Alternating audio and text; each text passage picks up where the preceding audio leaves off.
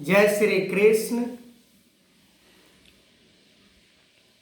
गीता के 5वें अध्याय के अंदर भगवान कृष्ण अर्जुन को समझाते हुए कह रहे हैं कि राग द्वेष से रहित होकर ही परमात्मा को प्राप्त किया जा सकता है। और बात भी सही है। परमात्मा को प्राप्त करने के लिए संसार के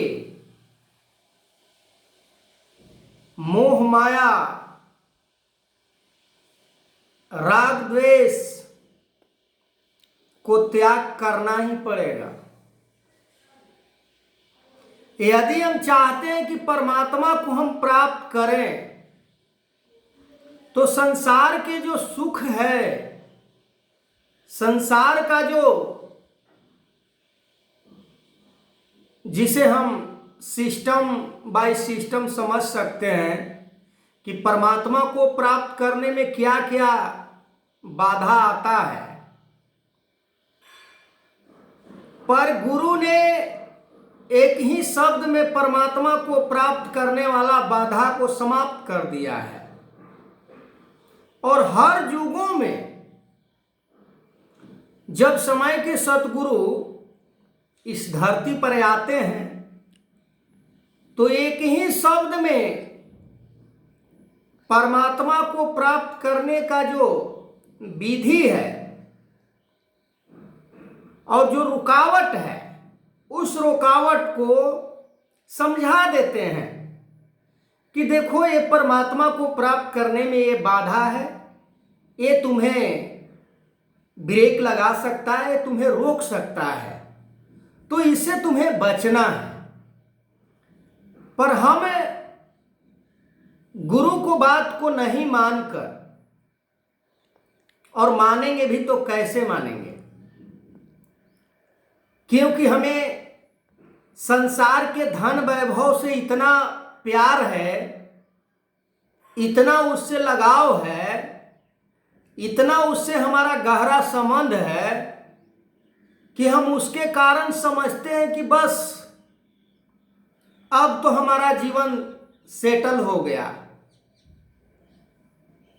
जीवन सेटल होने का मतलब दुनियावी पदार्थ के कारण नहीं है। ये जीवन हम सेटल करने के लिए नहीं प्राप्त किए हैं कि ये जीवन में अच्छे अच्छे भोजन, मिष्ठान, पकवान, ऐश्वर्य, आराम, सुंदरता, दिखावा, मान सम्मान, हर जगह इज्जत प्रतिष्ठा प्राप्त हो रहा है, इसलिए नहीं प्राप्त किए थे। हम इस शरीर को प्राप्त किए हैं परमात्मा को प्राप्त करने के लिए। अब इसके आगे कोई बात नहीं है। यदि ये जीवन में परमात्मा को प्राप्त कर लिए, अब जीवन चाहे जैसा भी बीत रहा हो, जीवन में अच्छे घर का उपभोग हो रहा हो या नहीं, जीवन में सांसारिक सुख प्राप्त हो रहे हैं या नहीं, अच्छे अच्छे वस्त्र पहनने के लिए मिल रहा है या नहीं, हमें इज्जत देता है लोग कि नहीं, यानी अनेकों प्रकार का जो शेड्यूल है, फलाने जगह जाएंगे तो इतना आदर सम्मान हमें प्राप्त होगा। क्या हमें आदर पाने के लिए शरीर धारण किए हैं? नहीं। हमें बस हमारा फोकस केवल परमात्मा को प्राप्त करना है। गीता के 5वें अध्याय के अंदर स्पष्ट भगवान कृष्ण बोल रहे हैं कि ये शरीर केवल परमात्मा को प्राप्त करने के लिए मिला है, और यदि इस शरीर से परमात्मा को प्राप्त नहीं किया तो 84 लाख योनि, लोग कहते हैं कि 84 लाख योनि में हम जाएंगे और आप नहीं जाओगे। कैसे? मान लेते हैं कि कोई अनजान व्यक्ति किसी स्थान पर जा रहा है, उसे रास्ता का पता नहीं है और वो जिद कर रहा है कि मैं तो चला ही जाऊंगा। क्या आप चले जाएंगे और हम नहीं जाएंगे? चले जाएंगे, पर उसको तो पता नहीं है ना रास्ता का ज्ञान कि कौन सा रास्ता जाना है, और वो चला जाता है पर वो पहुंच नहीं पाता है। और जो जानता है उसके बारे में, जिस जगह पर जाना है उस रास्ते के बारे में जानता है, वो तो किसी से पूछेगा नहीं ना, वो सीधा और निकलेगा और वो पहुंच जाएगा।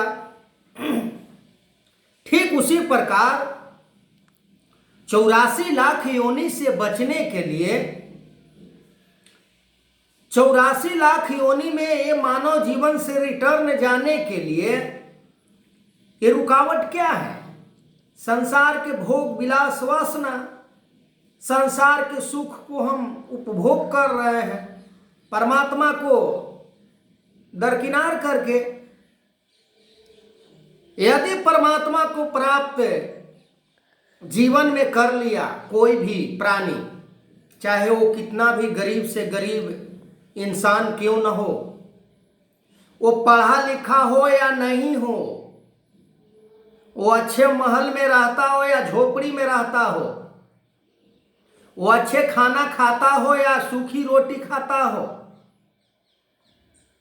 लोग उन्हें जानते हो या नहीं जानते हो, लोग उसे इज्जत सम्मान प्रतिष्ठा देते हो या नहीं देते हो, पर वो परमात्मा को जानता है, तो 84 लाख योनि में वो नहीं जा सकता है। कन्फर्म, कोई नहीं रोक सकता है इस चीज को।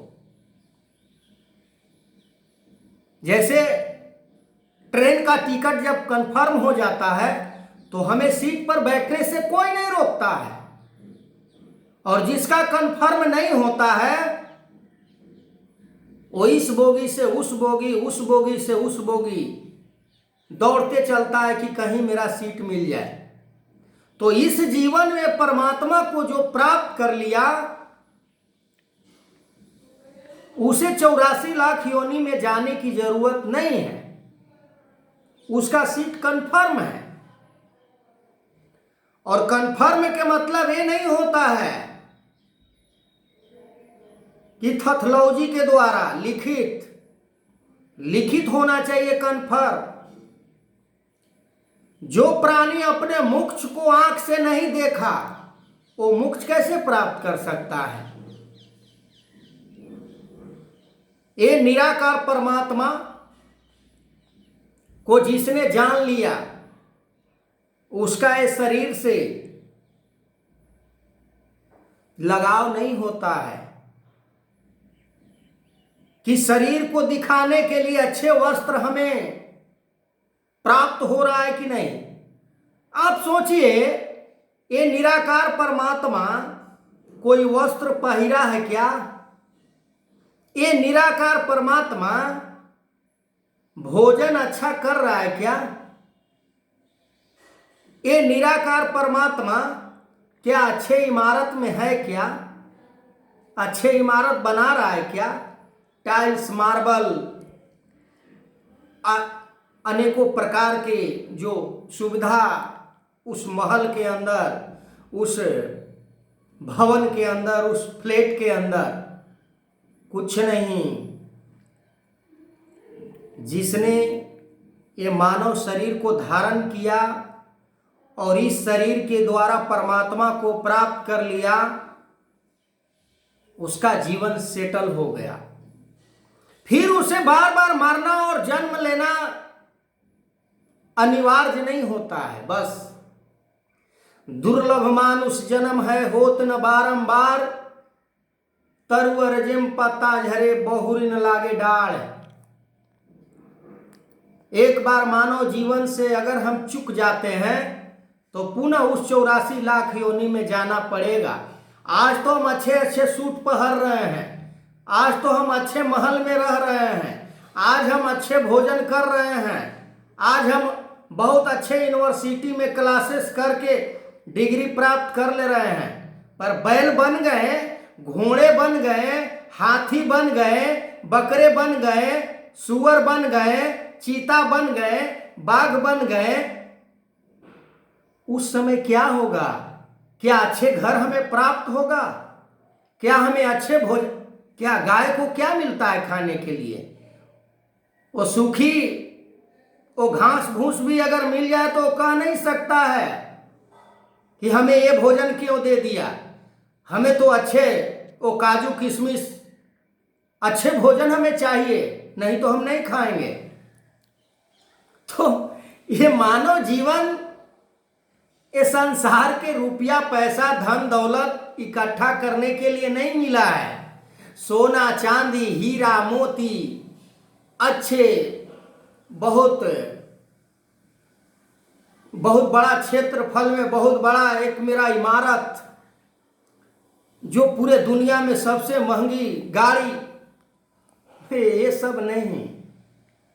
हमें तो बस परमात्मा को प्राप्त करना है, और जिसने परमात्मा को प्राप्त कर लिया उसका तो बल्ले बल्ले है। फिर वो मुड़कर नहीं देखता है कि हमें फिर इस संसार में, जैसे परमात्मा सब कुछ देख रहा है, सब कुछ सुन रहा है, सब जगह है, पर इसका कोई कुछ बिगाड़ नहीं सकता है। इसे न कोई शस्त्र काटता है, न आग जलाता है, न हवा उड़ाता है, न पानी भिंगाता है। पर मानो तुम भी अंश इसी का कहा गया है कि तुम मेरा ही अंश है, मेरा ही तुम रूप हो, पर तुम भूल गए हो कैसे? मोतियाबिंद हो गया है, आंख के ऊपर मोतियाबिंद हो गया है, वो पट्टी लग गया है आंख के ऊपर, हमें केवल माया ही माया दिखाई दे रहा है, ये परमात्मा नहीं दिखाई दे रहा है। क्योंकि ज्ञान ढक गया ना, लोभ लालच स्वार्थ से ज्ञान ढक गया, ढक्कन लग गया, और ये चर्म नेत्र से केवल माया दिखाई दे रहा है, और प्राप्त हो जाए, और प्राप्त हो जाए, और ये अमीर हो जाए। ऐसा कुछ नहीं है। मानव जीवन बस परमात्मा को प्राप्त करने के लिए मिला है। परमात्मा को प्राप्त करने में जो भी रुकावट आता है उसे हम त्याग करेंगे, उसका दरकिनार करेंगे, उसे कुर्बान करेंगे, उसे समाप्त करेंगे, और परमात्मा की इच्छा में हर समय राजी होकर जीवन जिएंगे। तो आगे मैं इस वीडियो को कंटिन्यू करूंगा। तब तक के लिए जय श्री कृष्ण।